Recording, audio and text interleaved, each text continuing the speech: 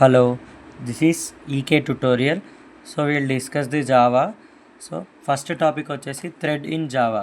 So thread అంటే ఏం లేదు, థ్రెడ్ అంటే a thread is a single unit or a part of a program. థ్రెడ్ అంటే ఒక సింగిల్ యూనిట్ అనమాట, అంతే. So part of a program అంటే మనం ఎగ్జిక్యూట్ చేసినప్పుడు సపోజ్ మనం థ్రెడ్ T1, T2, T3 ఇలాంటివి తీసుకుంటే ఇవి డిఫరెంట్ టాస్క్ చేస్తాయి అనమాట. ఫర్ సపోజ్ ఇది అర్థమెటిక్ ఆపరేషన్ చేసింది అనుకోండి, ఇది డివిజన్ ఆపరేషన్ లేదా సబ్ట్రాక్షన్ ఆపరేషన్స్ కూడా అప్లై చేస్తాయి. సో అలా డిఫరెంట్ టాస్క్ని ఎగ్జిక్యూట్ చేస్తాయి సైమల్టేనియస్గా. సో అలా చేస్తే మనం వాటిని మల్టీ థ్రెడింగ్ కాన్సెప్ట్ అంటాం. Multi threading is the way to execute multi threads కాన్కరెంట్లీ.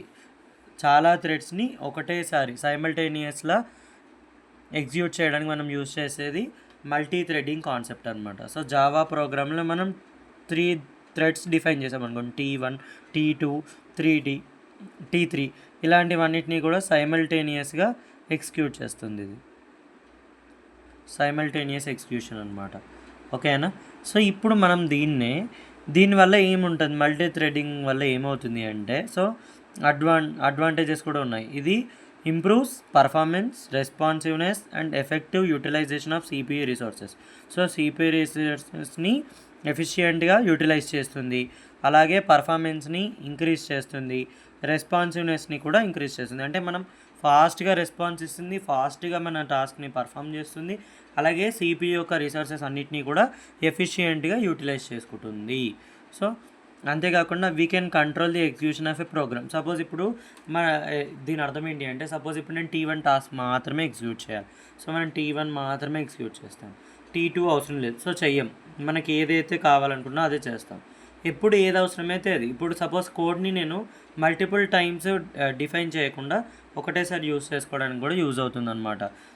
ఎప్పుడైనా నాకు అవసరం ఉన్నప్పుడు ఒకటే కాన్సెప్ట్ని మళ్ళీ ప్రోగ్రామ్ని ఒకటే ప్రోగ్రామ్ని మళ్ళీ యూజ్ చేసుకుంటాను. సో అలా. సో థ్రెడ్ అంటే ఏంటి, మల్టీ థ్రెడ్స్ అంటే చూసాం. సో అసలు థ్రెడ్ ఎలా ఫామ్ అవుతుంది, ఎలా క్రియేట్ అవుతుంది, ఎలా అయిపోతుంది అనేది మన థ్రెడ్ లైఫ్ సైకిల్ అనమాట.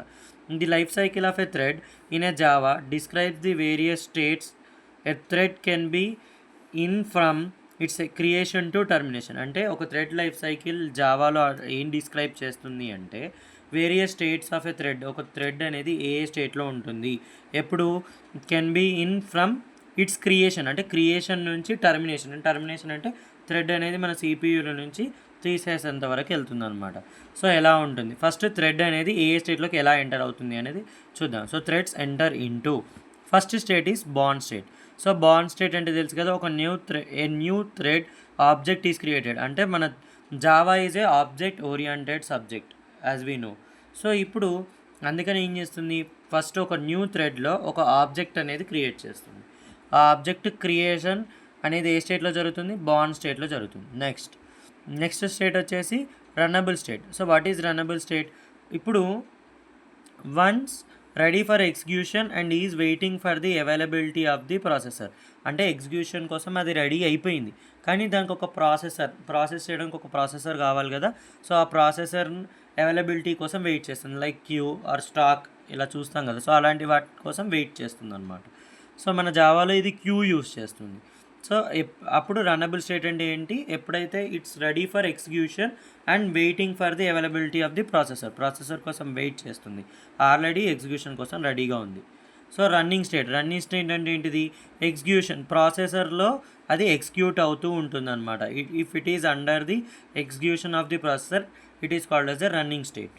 And there is another state, blocked state. So what is blocked state, when it is waiting to acquire a monitor lock to enter a synchronized block or a method. So ఇప్పుడు ఒక మెథడ్లోకి ఒక మన thread అనేది enter అవ్వాలి అని అనుకున్నప్పుడు దానికి ఒక మానిటర్ లాక్ అనేది ఎక్వైర్ అవుతుంది అనమాట. సో లాక్ అనేది ఎందుకు యూజ్ చేస్తాము అంటే, సపోజ్ ఇప్పుడు నేను చెప్పాను కదా, T1 ఎగ్జిక్యూట్ అవ్వాలి, T2 వెయిట్ చేయాలి. సో ఎప్పుడైతే ఒకటే ఆబ్జెక్ట్ మీద T1 అండ్ T2 ఎగ్జిక్యూట్ అవుతాయి, అలాంటప్పుడు ఒక లాక్ అనేది దానికి ఎక్వైర్ అవుతుంది అనమాట. అంటే T1కి లాక్ వచ్చింది అనుకోండి, okay, T1 should execute and T2 should wait, అలా అనమాట. సో అలా లాక్ ఎక్వైర్ అవుతుంది, దాన్నే బ్లాక్డ్ స్టేట్. అంటే బ్లాక్ అవుతుంది, ఒకటి ఎగ్జిక్యూట్ అవుతున్నంతసేపు ఇంకోటి బ్లాక్ అవుతుంది అని మీనింగ్ అనమాట. అలా ఉంటుందన్నమాట బ్లాక్డ్ స్టేట్ అంటే. సో నెక్స్ట్ వన్ వచ్చేసి dead state. So dead state అంటే once the thread has completed its execution then it is called as a dead state. అంటే ఇప్పుడు మనం టర్మినేట్ స్టేట్ అని కూడా అనొచ్చు అనమాట. డెడ్ స్టేట్ అంటే ఏంటి? టర్మినేషన్. సో ఒకసారి థ్రెడ్ అనేది మనం ఎగ్జిక్యూషన్ కంప్లీట్ అయిపోతే దాన్ని dead state or termination state అని కూడా అనొచ్చు అనమాట. సో దాంట్లో 2 ఉంటాయి అన్నమాట. ఒకటి వచ్చేసి natural death and premature death అని అంటాం అనమాట. ఒకవేళ మనకి మన once the thread is in terminated state it cannot be restarted. అంటే ఇప్పుడు మన థ్రెడ్ అనేది టర్మినేట్ అయిపోయింది, సిపియూలో నుంచి తీసేసాం, అప్పుడు మళ్ళీ ఆ థ్రెడ్ని రీస్టార్ట్ డైరెక్ట్గా అవ్వదు. సో ఇది గుర్తుపెట్టుకోవాలి, ఇది life cycle of thread. So ఇలాంటి మీకు ఇంకా ఇంపార్టెంట్ క్వశ్చన్స్ కావాలి అంటే please like, share and subscribe the EK tutorial channel. So ఇలాంటి ఇంపార్టెంట్ క్వశ్చన్స్ ఇంకా చాలా రాబోతున్నాయి. Thank you.